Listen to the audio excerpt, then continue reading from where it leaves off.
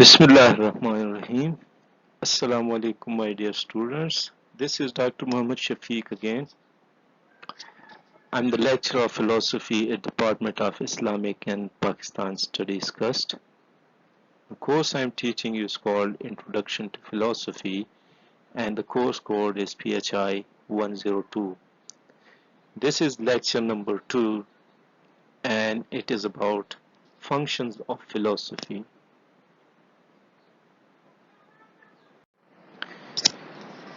The outline of today's lecture consists upon again its introduction to philosophy, which consists upon scope of philosophy and functions of philosophy. When we know the scope of philosophy, we'll try to know what are the functions of philosophy.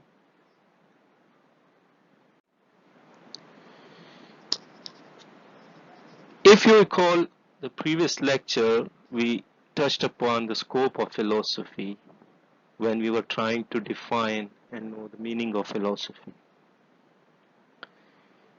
As we know, philosophy is basically love for knowledge or love for wisdom, and this love for knowledge or love for wisdom gets us more and more closer to the reality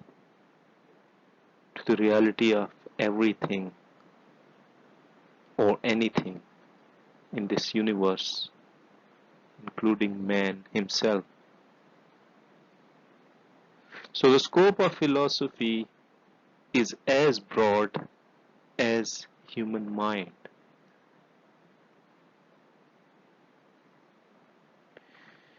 God created man different from all other species. And you know what? What is the difference between man or human being? By man, obviously, I mean both men and women. Or generally, we use the term man in philosophy for human being. So, man is created different from all other species. And why he is different? What makes him different? And if we look into our religious tradition, in Islamic tradition, man is considered to be the superior species of all, even angels. That would be surprising because angels are the creature of God which is very close to him. Then why man has been given preference? Why he is considered to be superior? What is that special quality in man which makes him superior than any other species of this world or even beyond this world?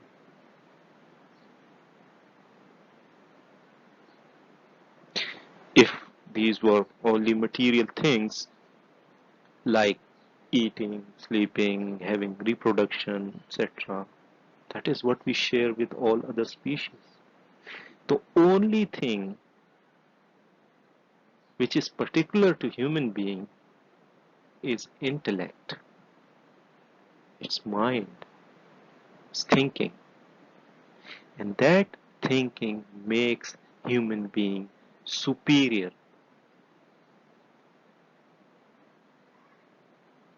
And now you can think about it. If thinking or if using your brains, if using your mind, intellect, makes you or me superior to other species,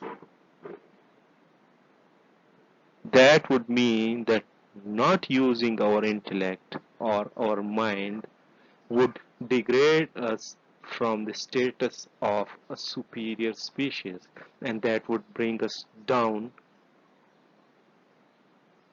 to the status of all other species if we believe only in eating, sleeping, and reproducing. So using our mind or using our intellect basically makes us superior. This faculty is peculiar to human being and it has not been given even to angels. And this intellect or this faculty of thinking equips man or human being with something which is not available to all other species, and that is decision making on on your thinking, on your knowledge, on based on your knowledge which has been acquired through intellect. So the scope of philosophy is as wide, as broad as human thinking or human intellect. And that's what makes functions of philosophy very much important. So thinking and using your intellect to acquire knowledge is basic function of philosophy.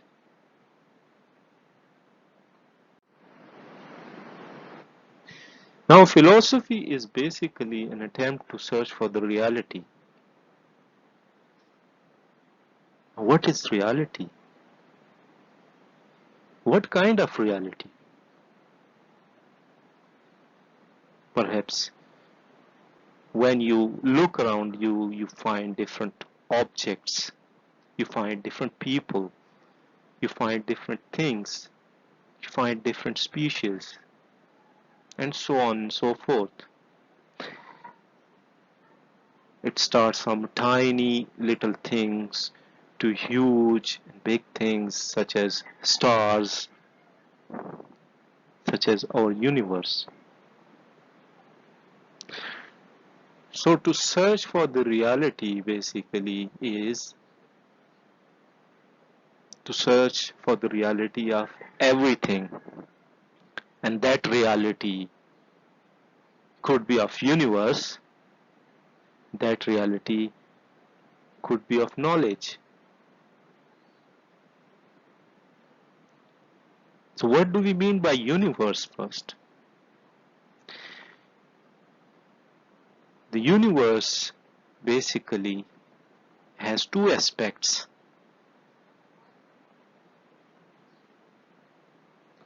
physical or material and metaphysical. Perhaps this term might be new for you, metaphysical, but we'll discuss it later on in detail. For the time being, I just want you to concentrate. There are two aspects of the universe: the aspect which we see physically, just like we see different species in this world, um, different plants, different people, objects, and different stars. All these things which are included in our universe, and we are trying to acquire the knowledge that would be taking us closer to the reality of universe. For example, if I want to know the reality of a piece of paper,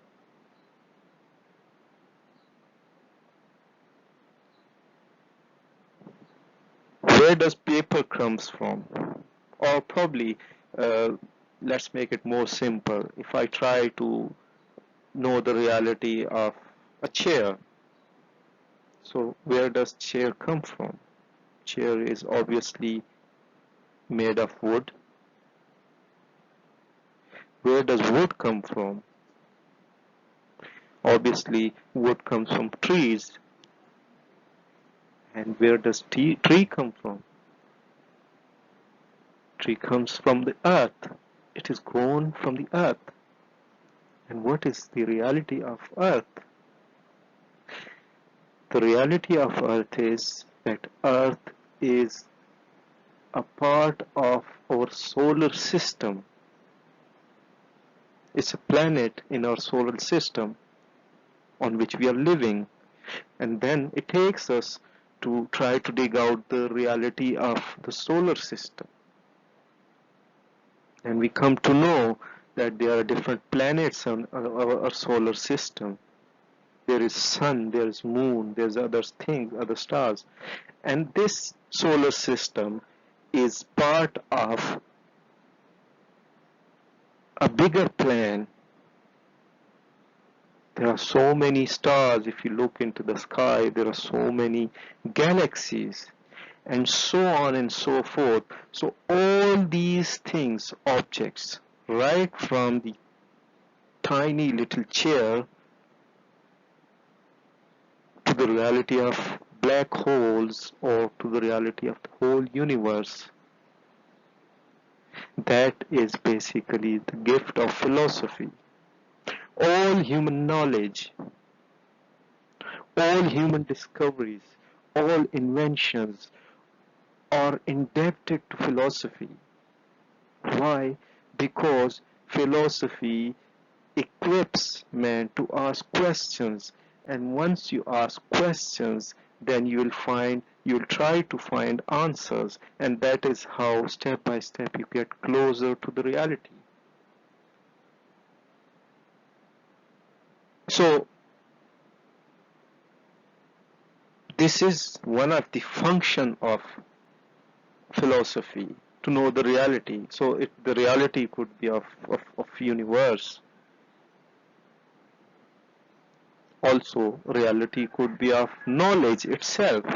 What is knowledge? We always talk about knowledge. Knowledge is very important. Knowledge is so and so. Knowledge is this and that. But hang on a minute. What is knowledge itself? What is the reality of knowledge? That is also a part of philosophy.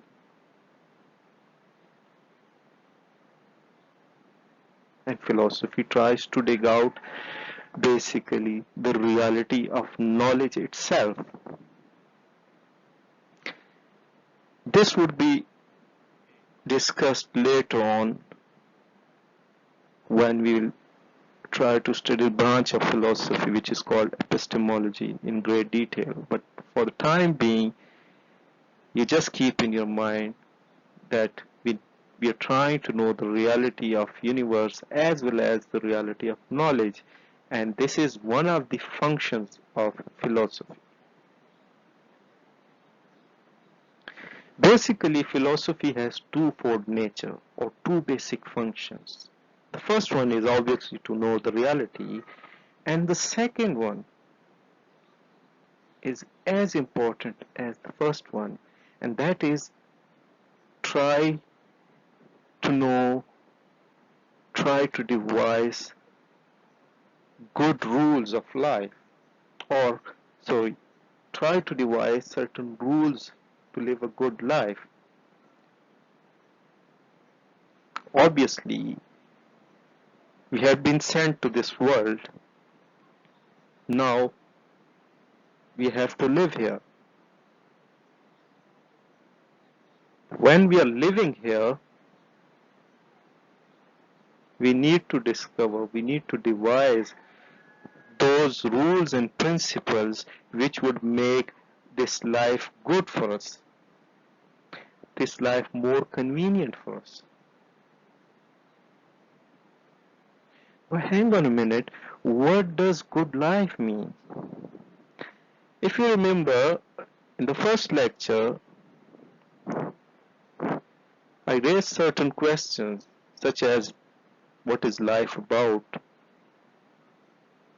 For some people, life is dull, it is full of crises, it is name of despair, it is absurd, meaningless, it is name of disease, hunger. While for some people, life is beautiful, life is meaningful, it's colorful, it's good, life is good. Why? Because they are having good times of life. Now, what is good life? That is another aspect or another function of philosophy. Try to discover what is good life. And all the branches of human knowledge and all the sciences and all the rules and all the principles which are governing this world, which we have made, which we have discovered, they are also highly indebted to philosophy. Why? Because this is philosophy which raises this question, what is life, and then what is good life? And in order to make life more and more good, we have been discovering, we have been inventing, we have been making different rules and principles. We have been basically evolving, and all this evolution of human life to become more and more good and convenient owes to philosophy again, because all these rules, principles which makes our lives good and convenient are based upon knowledge or based upon those truths which we have discovered. So, to cut it short, there are two basic functions of philosophy: to know the reality and to devise certain rules and principles in order to live a good life on this earth.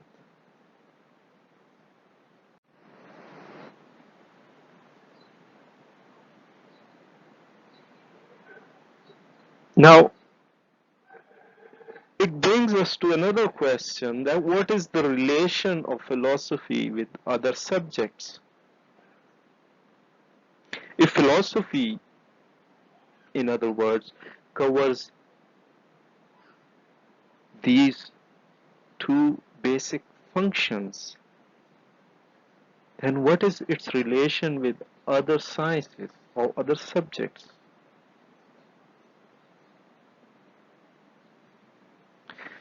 Basically, to begin with, all human knowledge was a whole. There were no bifurcation or no branches of knowledge. But as human beings try to get more and more knowledge, and the knowledge increased, man basically divided this knowledge into different parts or different branches for his own convenience. And then he started giving names to these different branches of knowledge. For example, if we look into the history of philosophy, Aristotle,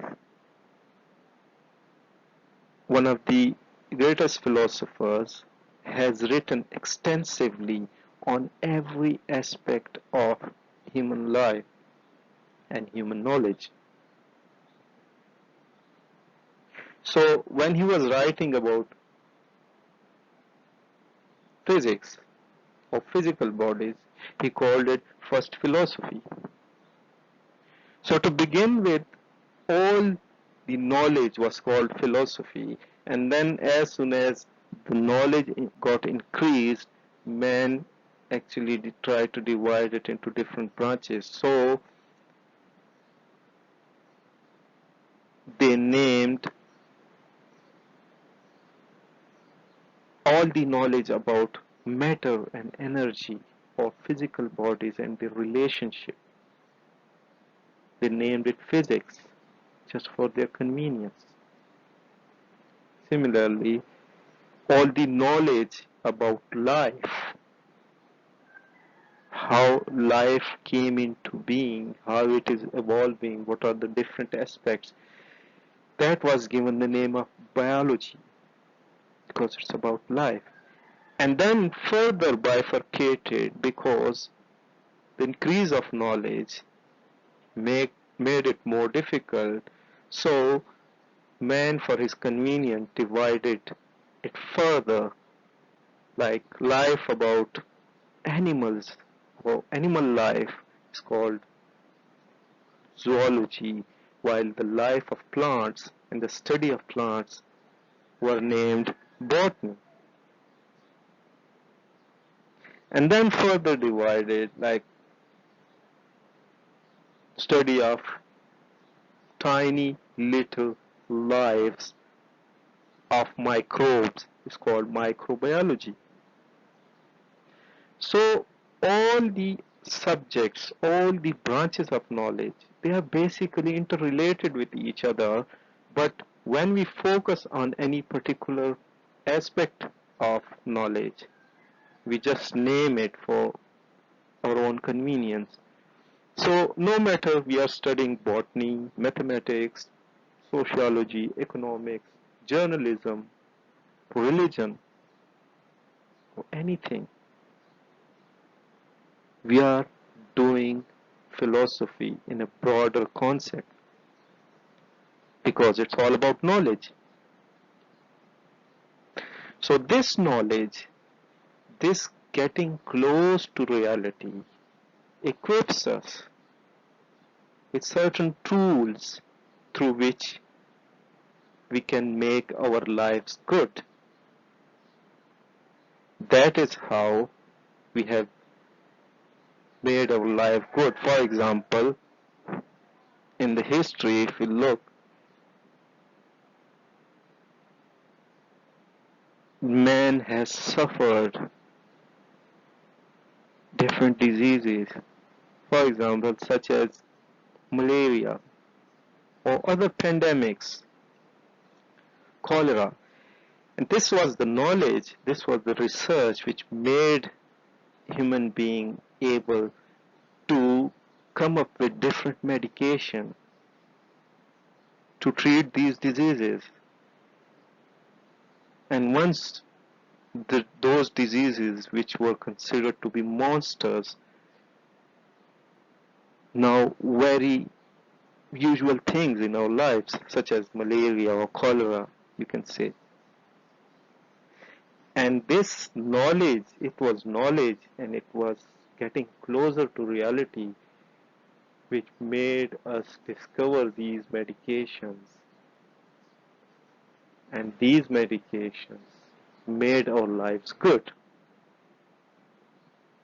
convenient.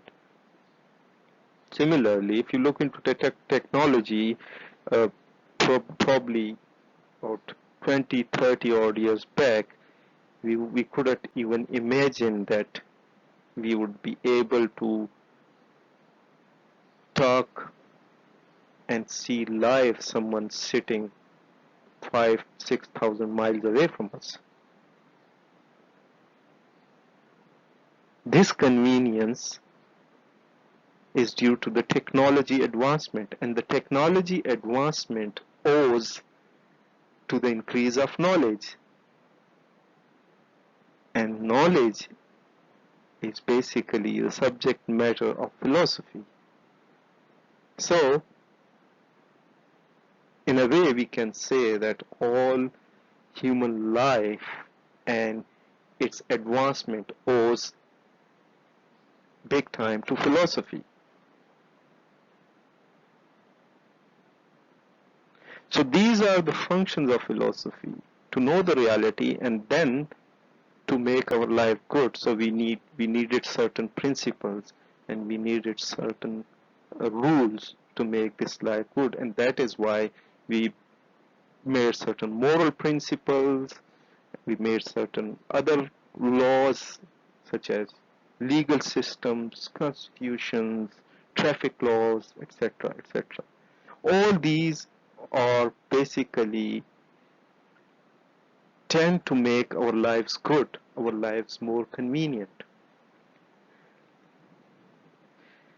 So again, these are the books which I would recommend you to get hold of, because as soon as we move forward, you will need more and more these books.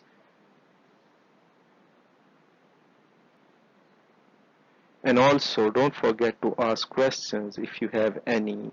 Just get in touch with me through WhatsApp or through any other means such as email, etc. And I will be more than happy to answer your questions. So that is it for today, and thank you very much, and stay safe, and I will see you in the next lecture. Thank you and goodbye.